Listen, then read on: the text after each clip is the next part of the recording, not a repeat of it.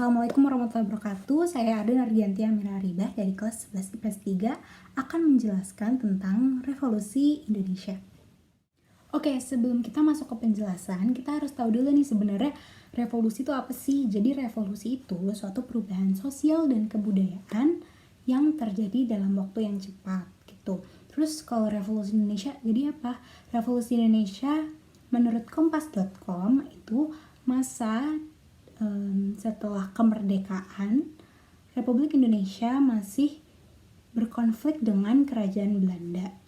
Nah, revolusi Indonesia ini terjadi dari tanggal 17 September 1945 sampai 29 Desember 1949. Oke, kita lanjut aja masuk ke pembahasannya. Jadi di sini ada 4.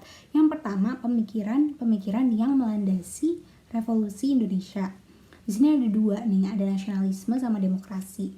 Yang nasionalisme ada dari faktor internal dan ada dari faktor eksternal. Nah, faktor internal itu seperti penderitaan akibat penjajahan, kemenangan kejayaan masa lalu, dan lahirnya golongan terpelajar yang kritis dan berani menentang kekuasaan kaum penjajah.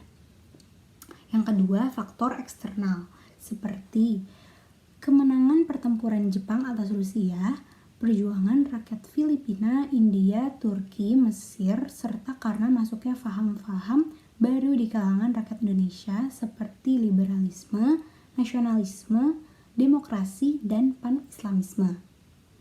Kemudian demokrasi. Dominasi dan otoriter pemerintah penjajahan di Indonesia mendorong orang-orang Indonesia untuk dapat bersuara, berpendapat, menyerukan ide-ide dan pikiran untuk kemajuan bangsanya.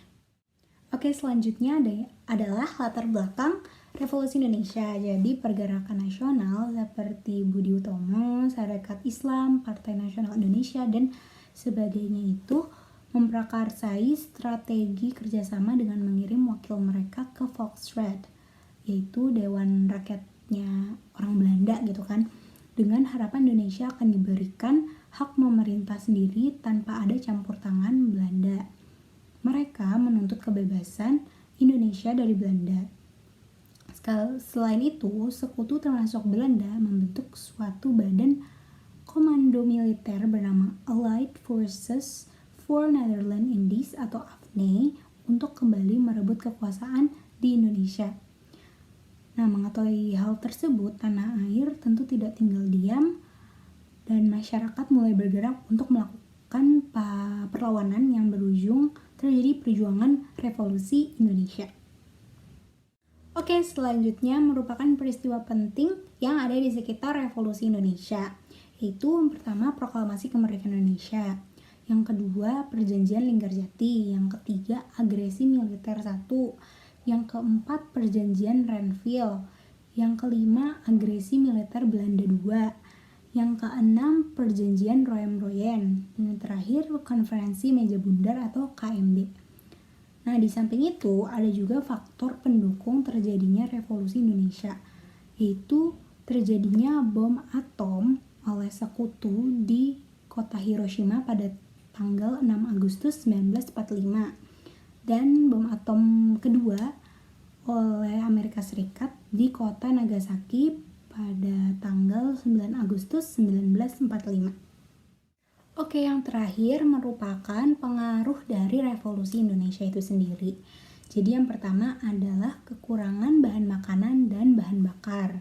Yang kedua, jadi memperkenalkan sistem pemerintahan yang baru. Nah, kalau pas revolusi itu, Indonesia sempat menerapkan sistem parlementer. Namun, saat ini negara Indonesia berbentuk negara kesatuan dan memiliki bentuk pemerintahan republik yang terdiri dari 34 provinsi. Dan yang terakhir, bangsa Indonesia mampu menyebarkan semangat anti penjajahan kepada bangsa-bangsa di Asia dan Afrika melalui Konferensi Asia Afrika atau KAA.